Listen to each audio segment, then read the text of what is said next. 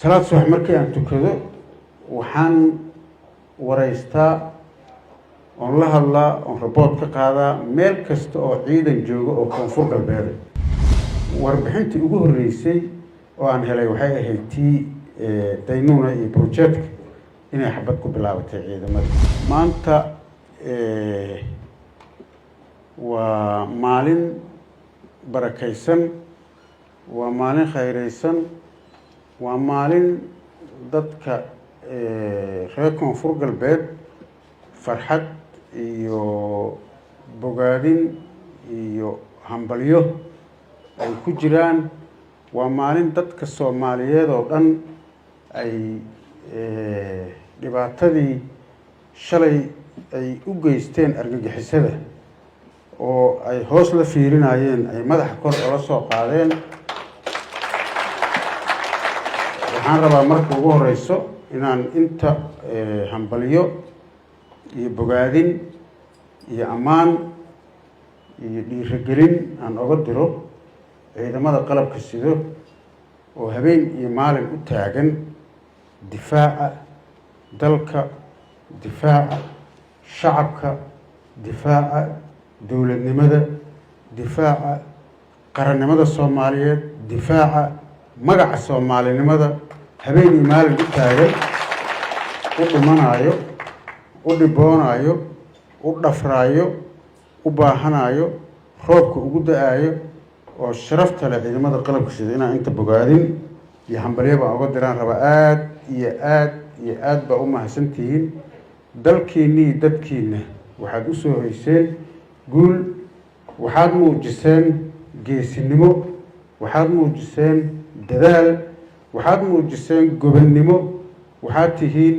shahiidiin waxaad tihiin gobonnimo u dirir waxaad tihiin xaq u dirir waxaa loo baahan yahay dadka shacab iyo ciidan gacmaha in la isqabsado la midoobo loona midoobo midnimada iyo difaaca iyo dowladnimada iyo ilaalinta diinta ummadda Soomaaliyeed in loo wada istaago waa ogtihiin maanta shacabka Soomaaliyeed dhibaatada lagu hayo meel walba uu joogo dhibaato yaa waxaa ku hayo dad argagixiso ah arxan laawo ah iimaan laawo ah burcad ah iimaan lahayn diin lahayn naxaynin ehel lahayn qaraabo lahayn wax looga dacwoodo lahayn yaa maanta ummadda Soomaaliyeed meel walba joogto dhibaato ku hayo sidaas darteeda si dhibaatada looga baxo dowladnimada Soomaaliyana u soo noqoto magaca Soomaaliyeedna u soo noqdo horumarka iyo mashaariicda iyo gobonnimadii aan adduunka kula dhaqmaynayna ay u soo noqdaan waxaan u baahannahay annaga oo shaqadaanada iyo howlahaanaga iyo mashaariicda iyo horumarinta iyo dowladnimada iyo dimuqraadiyadda iyo hor u socodkaba ka shaqaynayno wixii wanaag ah oo ummadda Soomaaliyeed qabanayno inaan u wada istaagno difaaca dalkan inaan u wada istaagno ka hortagno dadka maanta caqabada ku ah dowladnimada Soomaaliya inaan garab siino ciidamada qalabka sido inaan hor soconno inaanan u kala harin dowlad iyo shacabo aan meel walba ay joogaan ciidamada la taageero lala howlgalo nin walbaba wixii awoodiisa ah uu gacan ku siiyo maxaa yeelay waxa ay u taagan yihiin ay mas'uuliyaddeeda qaateen oo ay ilaalinayaan waa qarannimada Soomaaliya waxa ay ilaalinayaan waa astaantii Soomaaliya ay lahayd maanta calankan ay ilaalinayaan waxa ay ilaalinayaan oo u taagan yihiin oo loo dilayo waa magaca Soomaaliya waxa ay u taagan yihiin oo loo haysto oo habeen iyo maalin loo dhibaateynayo waa shacabkii Soomaaliyeed yaan baabi'inaynaa baahi baan ku dilaynaa qaraxan ku dilaynaa xabad baan ku dilaynaa gumaysi baan ku dilaynaa meel aan u dhaafayno u roon ma jirto way waxay u taagan yihiin oo u dagaalamayaan sidaas darteeda qof kasta oo Soomaali ah especially qof kasta oo reer koonfur galbeed ah waxay mas'uuliyad ka saaran tahay inuu tuutihiisa xirto inuu dabagaabkiisa gashto inuu qorigiisa qaato inuu dalkiisa iyo dadkiisa iyo diintiisa iyo dowladdiisa uu difaaco gobonnimona uu ku noolaado qofkii asagoo intaas difaacayo oo u taagan ku dhinto waa shahiid waa ahlu janno diinta waa taqaanaan culummada waa fadwootay ninka inta soo duula maanta meeluu ka yimid aan la aqoon waa arkayseen meydadkii 11 ahaa oo markaas la hayay oo kuwa duurka ku jira ku jiri dad Soomaali ah aan Soomaali ahayna ku jira maxaa uga jira daynuunay maxaa baydhabo uga jira maxay naga soo doonay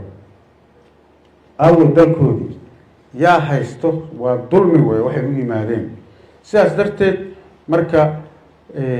shacab iyo dawladba waxaan rabnaa inaan u wada istaagno garabna siino ciidamada qalabka sida waxaan runtii aan aad iyo aad ugu faraxsanahay maanta shucuurta dadka shacabka ah iyo maamulkaba ee baydhabo joogo maanta shucuurtooda say u muujiyeen markii dagaalka lagu soo qaadayay ciidamada waa markii salaad soo xilin tukaday salaamu calaykum liiray isla markiiba ilaahay amarkiisa caadayba ii tahay salaad soo markii aan tukado waxaan wareystaa oon la hadlaa oon report ka qaadaa meel kasta oo ciidan jooga oo koonfur galbeed saraakiisha jooga xalay maxaa ku barireen xalay maxaa ku barireen xalay maxaa ku barireen nin walba wax uu qabay iyo wax waagu u bari markii salaad subax la tukado warbixintii ugu horeysay oo aan helay waxay ahayd tii daynuuna iyo project inay xabad ku bilaabatay ciidamadii waxaa ilaahay mahadiisa marka maanta oo farxad iyo sharaf ah si kasta u badan yihiin iyo si kasta awood u leeyihiin inay joogaan ciidamo geesiyaal ah oo dagaal yaqaano oo dhiiran saraakiil wadaniyiin ah wasiirka amniga uu hogaaminayo inay meeshaas ay u jiifaan qorshahoodana uu yahay inaysan mar dambe aysan shabaab dambe uusan deegaanadan looga cararin loogana tegin ay tahay qorshihiisa marka waxa farxadda leh oon maanta aan rabo inaan bogaadiyo oon hambalyeeyo aada ugu faraxsanahay waxaa weeye markaas salaad subax la tukanayo xabadda ay bilaabanayso dadkii baydhabo joogay kulli meeshay joogeen